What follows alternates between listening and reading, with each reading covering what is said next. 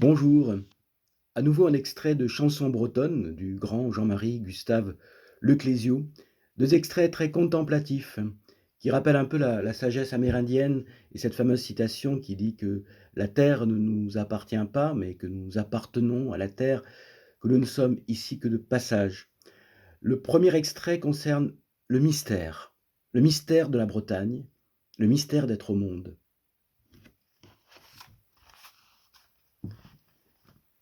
C'est le sentiment le plus durable que je garde de cette enfance en Bretagne. Peut-être parce qu'il rejoint d'une certaine façon la magie de la nature en Afrique, la puissance des orages électriques et des pluies torrentielles qui cascadaient sur le toit de notre case à Ogoja ou la voûte des arbres géants sur la route d'Obudu à la frontière du Cameroun. L'étrangeté absolue des constructions de termites dans la savane. En Bretagne, la violence de la mer, du vent, de la pluie et aussi la brûlure du soleil certains jours. La solitude des criques, encombrées de galets géants, trouées de grottes où les vagues explosent. Et la lande, où parfois surgit une pierre levée, un menhir, dont le vrai nom en breton est Pulven, le pilier de la terre.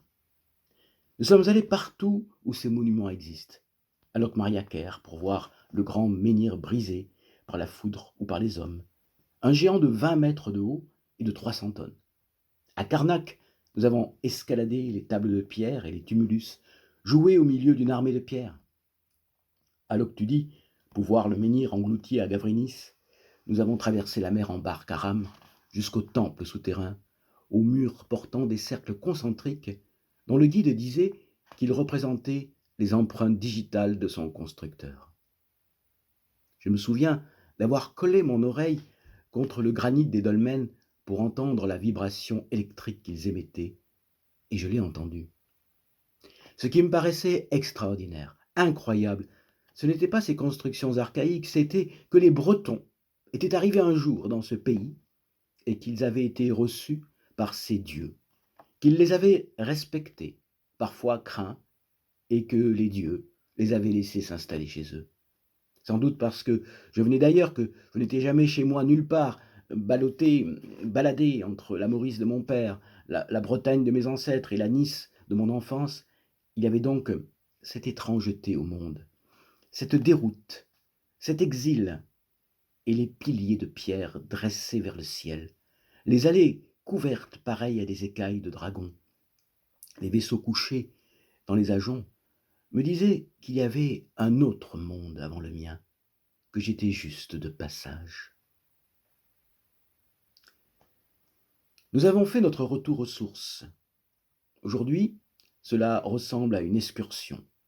À l'époque, à bord de la vieille bagnole, c'était toute une expédition. Partis tôt le matin, nous roulions dans la direction de Quimper, puis nous remontions vers l'intérieur jusqu'à Pontivy. C'était une autre Bretagne, loin de la côte, un pays vert, perdu au bout des vallées étroites. Des hameaux plutôt que des villages, dont les noms sonnaient vaguement familiers. Josselin, le Stumo, le Stang, Kerven. Au bout de toutes ces routes, nous sommes arrivés au village du Cleuziou, que notre père, sans aucune certitude, avait déterminé comme notre lieu d'origine. Quelques fermes anciennes, l'air de maisons fortifiées autour d'une cour boueuse. Voilà pour ce premier extrait. Le second extrait se passe au bord de la mer, et là c'est vraiment une découverte d'un autre monde à marée basse. La marée basse. Comme tous les gosses de bord de mer, c'est à la marée basse que j'ai appris les secrets. À Sainte-Marine, je ne pensais pas à la marée pour me rendre à la plage. Je rejoignais la mer plutôt à marée basse vers la pointe de Combry, une zone sans construction, sans digues sauvages, occupée par de grandes plaines de rochers qui étaient découvertes 2 fois par jour. Il y a quelque chose d'étrange, presque d'obscène dans ce retirement de la mer qui met à nu les fonds. Aux grandes marées, 2 fois par mois, la mer se retire si loin qu'il semble qu'on puisse toucher au plus profond de l'océan, marcher sous la mer comme les scaphandriers du roman de Jules Verne.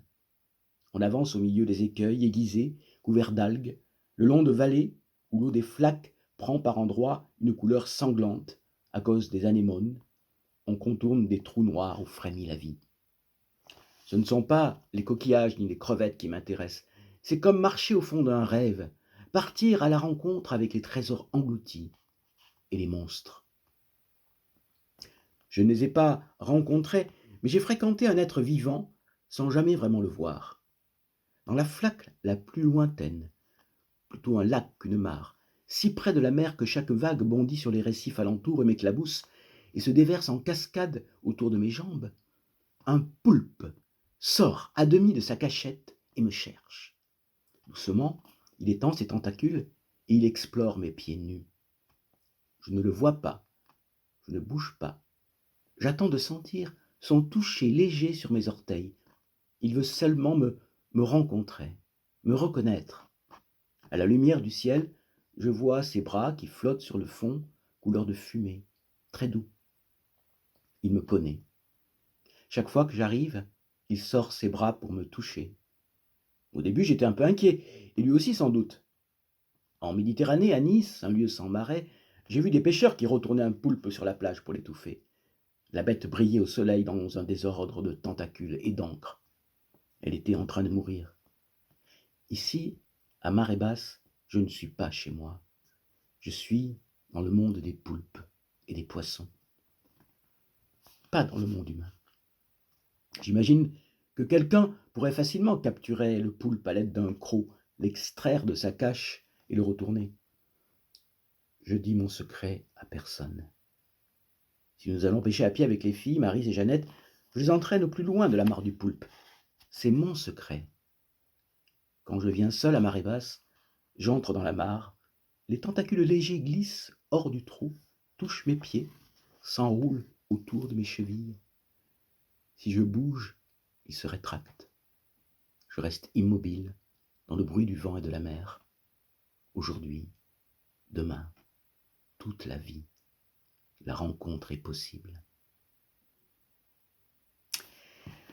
Voilà, je vous souhaite un bel et bon week-end.